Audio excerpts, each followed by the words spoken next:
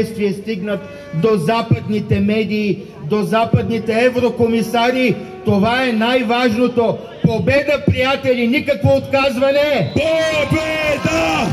Победа! Победа! Победа! Победа! Победа!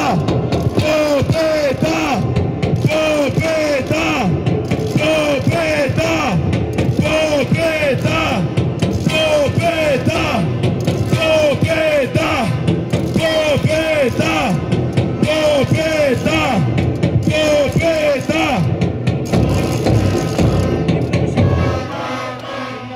Уважаеми сънародници, това, което не всички от вас виждате, че тук отпред, пред сградата на БНБ, има сложена ограда.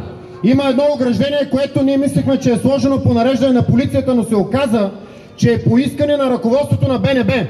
Същото това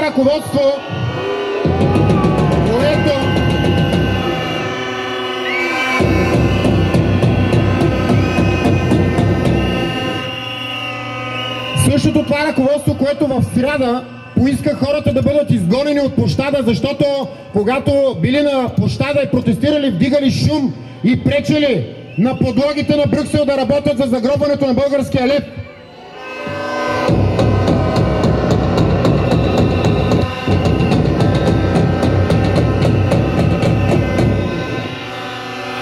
Уважаеми сънародници, нашата борба за запазване на българската финансова независимост, за запазване на българската държава, за запазване на българския народ тепърва започва.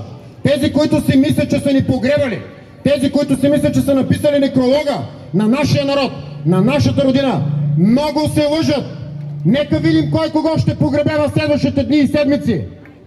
Защото ние вече уведомихме не само с протестите по улиците и площадите на цяла България, които цял свят видя. Ние вече уведомихме и с официални писма, не само изпратени от нас от Възраждане, но изпратени от Гражданския комитет до всички президенти, министър-председатели на страните в Европейския съюз, че в България се извършва една окупация, че се извършва едно престъпление, че се извършва поробването на един народ и този народ, българският, се бори за своята свобода!